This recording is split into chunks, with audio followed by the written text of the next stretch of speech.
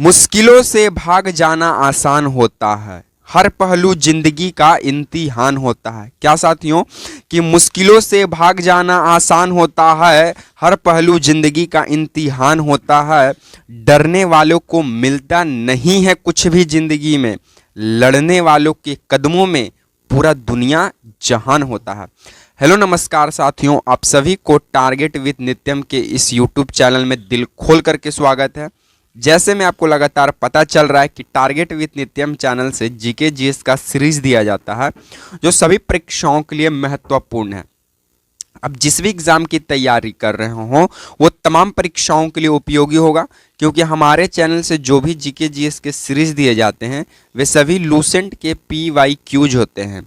और ये सवाल 2025 के PYQs हैं जो आपसे हाल ही के 2025 के एग्जाम में पूछे हुए हैं। तो आपको पता है कि किसी भी एग्जाम को क्रैक करने के लिए उसका प्रीवियस ईयर का प्रश्न कितना महत्वपूर्ण रोल अदा करता है। तो अगर आपको आगे की एग्जाम देनी है तो आप इस PYQs को जरूर देख के जाएं, और इसमें PYQs के साथ आपको उन तमाम सवालों का फुल डिस्कशन दिया जाएगा जिससे आपके एग्जाम में जीके से संबंधित एक भी सवाल छूट ना पाए। तो चलिए, आपकी ज़्यादा समय की हम बर्बादी नहीं करेंगे। उससे पहले मैं आपको बता दें कि ये सभी परीक्षाओं के लिए उपयोगी।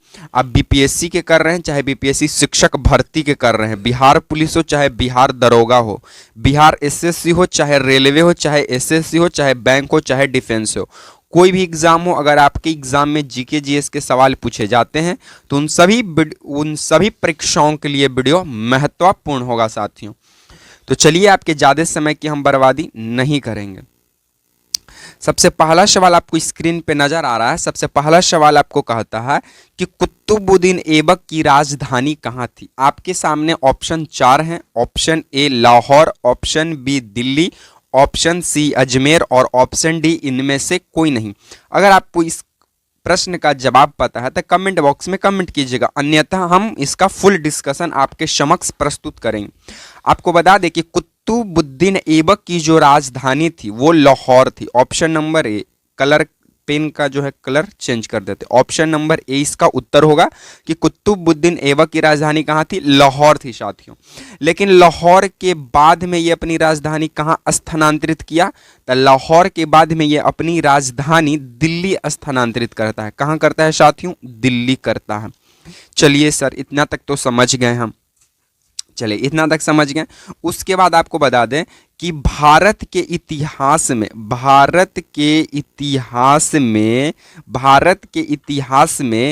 पहली बार सुल्तान का उपाधि धारण करने वाला शासक कौन था। सुल्तान का उपाधि धारण करने वाला शासक कौन था, तो कुतुबुद्दीन ऐबक था।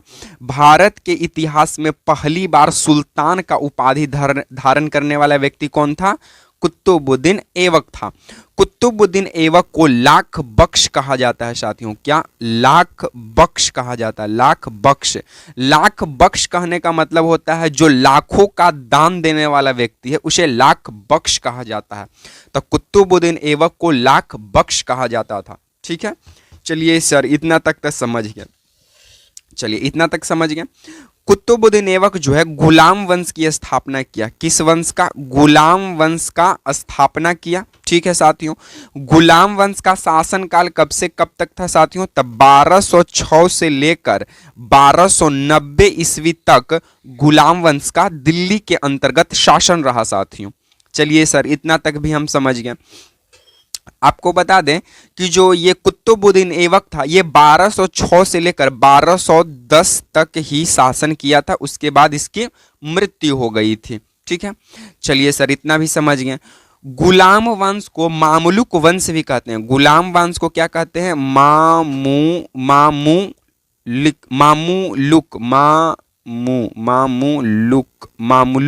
वंश भी कहते हैं। गुलाम वंश को मामलुक वंश भी कहते हैं। चलिए सर, इतना भी समझ गए। भारत में दिल्ली सल्तनत पर शासन करने वाला पहला मुस्लिम राजवंश था। कैसा शासक था? मुस्लिम राजवंश जो भारत के अंतर्गत शासन किया है वो था कुतुबुद्दीन ऐबक साथियों। चलिए सर इतना भी समझ गए। कुतुबुद्दीन ऐबक जो है अजमेर में 2.5 दिन का झोपड़ा का निर्माण करता है। किसका? 2.5 दिन का झोपड़ा का निर्माण करता है साथियों। और ये जो है कुतुबुद्दीन ऐबक कुतुब मीनार का निर्माण करता है, और कुतुब मीनार का जब पहला मंजिला तैयार होता है तब तक इसकी मृत्यु हो जाती है। बाकी कुतुब मीनार का पूर्ण निर्माण, पूरी तरीके से निर्माण कुतुबुद्दीन ऐबक का दामाद इल्तुतमिश करता है साथियों। तो ये तमाम जानकारी आपको कुतुबुद्दीन ऐबक से संबंधित आपको ध्यान में रखना पड़ेगा। कुतुबुद्दीन ऐबक की राजधानी लाहौर थी। लाहौर के बाद ये अपनी राजधानी कहाँ किया? दिल्ली किया। अजमेर में इसने क्या किया था? अजमेर में 2.5 दिन का झोपड़ा का निर्माण किया। गुलाम वंश को मामलुक वंश भी कहते हैं। इतिहास का पहला शासक जो सुल्तान का उपाधि धारण किया साथियों वो था कुतुबुद्दीन ऐबक साथियों। कुतुबुद्दीन ऐबक को लाख बख्श कहा जाता था साथियों। लाख बख्श कहने का मतलब लाखों का दान देने वाला व्यक्ति। गुलाम वंश का शासनकाल 1206 से लेकर 1290 ईस्वी तक था, जिसमें कुतुबुद्दीन ऐबक का शासनकाल 1206 से लेकर 1210 तक रहा। ये तमाम जानकारी आपको कुतुबुद्दीन ऐबक और गुलाम वंश से संबंधित ध्यान में रखना पड़ेगा। एग्जामिनर सवाल बनाता है, बनाता रहेगा और आप फंसिएगा। अगर इन सवालों को पता है तो आप मत फंसिएगा, ठीक है? तो आप इसे नोट डाउन कर लीजिए। चलिए हम लोग नेक्स्ट प्रश्नों की ओर हम लोग आगे बढ़ते हैं। वीडियो पसंद आ रहा है साथियों, डिस्कशन आपको अगर अच्छा लग रहा है तो वीडियो को लाइक कीजिएगा, शेयर कीजिएगा, कमेंट करके जरूर बताइएगा कि आपका डिस्कशन, हमारा ये जो डिस्कशन है वो आपको किस एग्जाम तक मददगार कर सकता है। नेक्स्ट सवाल आपसे पूछता है कि बिहार का पहला अखबार कौन था साथियों? Option A Bihar Bandhu, option B Bihar Herald, option C Hindustan साथियों। तो आपको बता दें कि बिहार का अगर पहला अखबार आपको मालूम है तो कमेंट बॉक्स में कमेंट कीजिएगा, अन्यथा हम आपको बता दें कि बिहार का पहला अखबार बिहार बंधु था। कौन था? बिहार बंधु था, जिसको शुरू किसने किया? तो केशव राम भट्टा, केशव राम भट्टा व्यक्ति के द्वारा इसे शुरू किया गया था। केशव राम भट्टा व्यक्ति के द्वारा इसे शुरू किया जाता है। इसकी जो स्थापना है साथियों, मतलब कि बिहार का जो पहला अखबार जो बिहार बंधु है, इसकी स्थापना 1872 में किया जाता है, लेकिन इसकी जो शुरुआत है, प्रकाशन तिथि है, वो 1874 से किया जाता है। और कहाँ से किया जाता है साथियों? तो ये बिहार शरीफ से किया जाता है। कहाँ से किया जाता है? बिहार शरीफ से किया जाता है। चलिए सर, कि बिहार का पहला अखबार बिहार बंधु है, जिसको केशव राम भट्टा द्वारा रिलीज किया जाता है। इसकी स्थापना 1872 में होती है, बट पूर्ण रूप से इसके प्रकाशन 1874 से किया जाता है, और ये बिहार शरीफ से इसकी शुरुआत की जाती है। चलिए सर इतना समझ गए। चलिए इतना समझ गए तो आपको सॉरी, नेक्स्ट एक है ऑप्शन आपके सामने बिहार हेराल्ड। ये क्या है साथियों? तो ये बिहार का, कहाँ का? बिहार का प्रथम इंग्लिश अखबार, यानी बिहार का प्रथम अंग्रेजी अखबार कौन था? द बिहार हेराल्ड था साथियों, जिसकी स्थापना गुरु प्रसाद सेन करते हैं। जिसकी स्थापना गुरु प्रसाद सेन करते हैं। जिसकी स्थापना गुरु प्रसाद सेन करते हैं। कब करते हैं साथियों? 1876 में करते हैं, और इसका प्रकाशन पटना से किया जाता है। कहाँ से किया जाता है? पटना से किया जाता है। तब बिहार का पहला अखबार बिहार बंधु था। शुरू किसने किया? केशव राम भट्टा। प्रकाशन कब? 1872 में इसकी स्थापना होती है, बट शुरुआत या प्रकाशन 1874 से किया जाता है। स्थान बिहार शरीफ से। द बिहार हेराल्ड बिहार का प्रथम अंग्रेजी अखबार होता है। इसका प्रकाशन पटना से शुरू किया जाता है 1876 में। प्रकाशक का नाम है गुरु प्रसाद सेन। चलिए सर इतना तक समझ गए। आप इतना पॉइंट को नोट डाउन कीजिएगा, यहीं से यहीं तक सवाल बनेगा, और ये बीपीएससी के द्वारा पूछा हुआ सवाल था। किसके द्वारा? बीपीएससी के द्वारा पूछा हुआ सवाल था। चलिए हम लोग नेक्स्ट प्रश्नों की ओर हम लोग आगे बढ़ते हैं साथियों। हमारा नेक्स्ट प्रश्न आपसे क्या कह रहा है कि मगध साम्राज्य की प्रारंभिक राजधानी कहाँ थी? क्या साथियों? कि मगध साम्राज्य की प्रारंभिक राजधानी कहाँ थी? अगर आपको पता है तो कमेंट बॉक्स में कमेंट कीजिएगा, अन्यथा आपके सामने ऑप्शन 4 हैं कि राजगृह था। कहाँ था साथियों? राजगृह था, या फिर राजगृह था, या फिर पाटलिपुत्र था, या फिर वैशाली था, या फिर गया था। तो आपको बता दें साथियों कि मगध साम्राज्य की प्रारंभिक राजधानी जो थी वो राजगृह थी। कहाँ थी? राजगृह। इसी को साथियों गृह वरज भी कहा जाता है, गृह वरज भी कहा जाता है साथियों। और आपको बता दें साथियों कि बौद्ध धर्म के अनुसार मगध साम्राज्य का प्राचीनतम जो वंश जो शासन किया वो था हर्यक वंश साथियों। वो कौन था? हर्यक वंश था। और हर्यक वंश के संस्थापक कौन थे साथियों? तो हर्यक वंश के संस्थापक थे बिंबिसार। कौन थे साथियों? बिंबिसार थे। और हर्यक वंश के आखिरी शासक कौन थे? तो आखिरी शासक नागदशक थे। कौन थे? नागदशक थे। चलिए सर, इतना तक पता चल गया। नागदशक की हत्या सर शिशुनाग ने किया था। कौन किया था? शिशुनाग। शिशुनाग करता है नागदशक की हत्या और शिशुनाग वंश की स्थापना कर देता है। और शिशुनाग जो है मगध की राजधानी भी राजगिरी से वैशाली कर दिया। पहले तो राजगिरी था, किसके समय? हर्यक वंश के समय। हर्यक वंश का अंतिम शासक था नागदशक, और नागदशक को मार दिया। कौन मार दिया? शिशुनाग। शिशुनाग ने नागदशक को मारकर शिशुनाग वंश की स्थापना कर दिया। और शिशुनाग ने अपनी राजधानी राजगिरी से कहाँ हट कर दिया? तो वैशाली कर दिया। और यही वैशाली जिला है साथियों। वैशाली में एक हाजीपुर जगह पड़ता है, और हाजीपुर में ही गंडक नदी आकर गंगा से मिल जाती है साथियों। वहाँ पे संगम है इसका, जिसे सोन के भी नाम से जानते हैं। तो ये भी जानकारी आपको ध्यान में रखना पड़ेगा।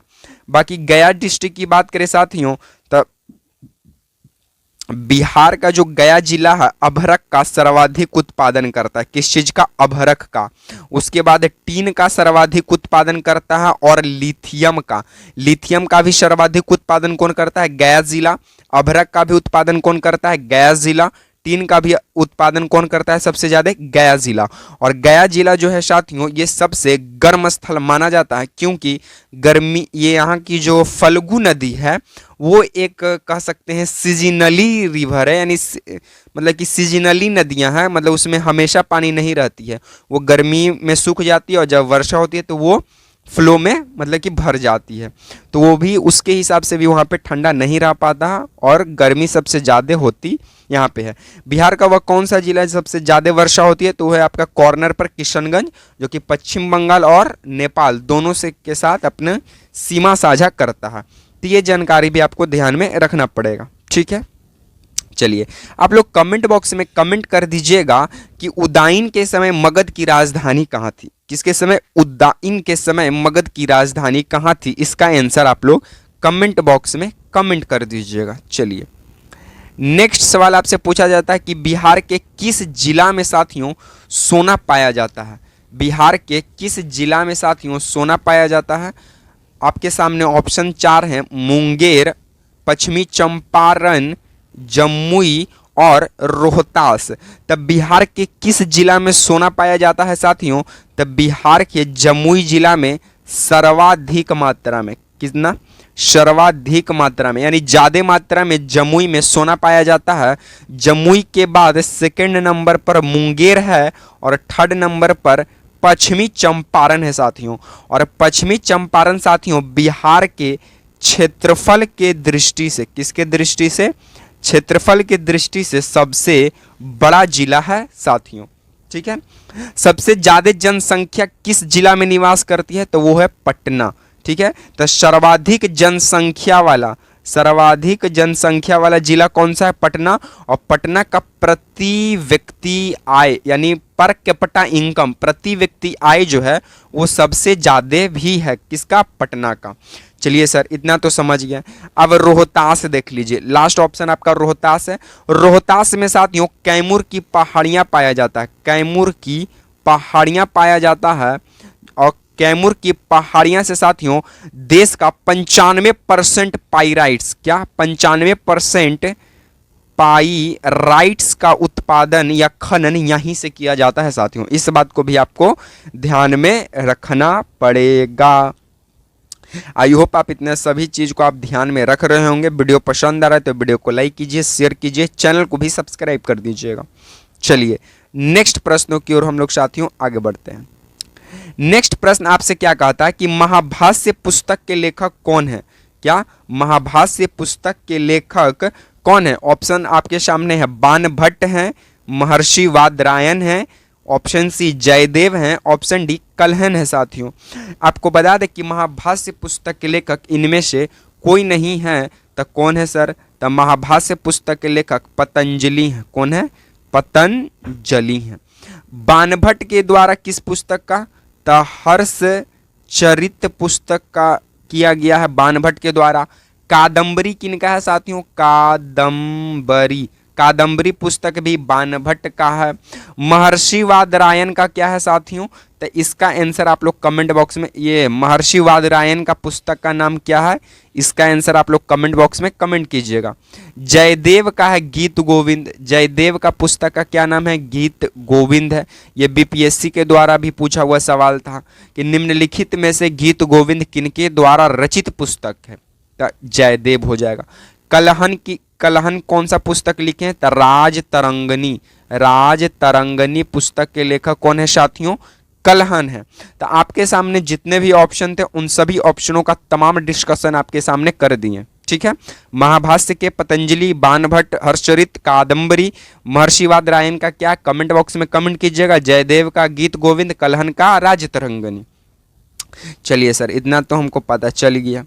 तो आज को हम सीरीज को यहीं पे समाप्त करेंगे सर। अगर आपको वीडियो कैसा लगा, अगर वीडियो पसंद आया तो वीडियो को लाइक कीजिएगा, शेयर कीजिएगा एंड चैनल को सब्सक्राइब कर जरूर बताइएगा कमेंट बॉक्स में कि आपको ये वीडियो कैसा लगा। इसी तरह के सीरीज के साथ आपसे मिलते रहेंगे नेक्स्ट वीडियो में। तब तक के लिए आप तमाम साथियों को देखने के लिए जय हिंद, वंदे मातरम।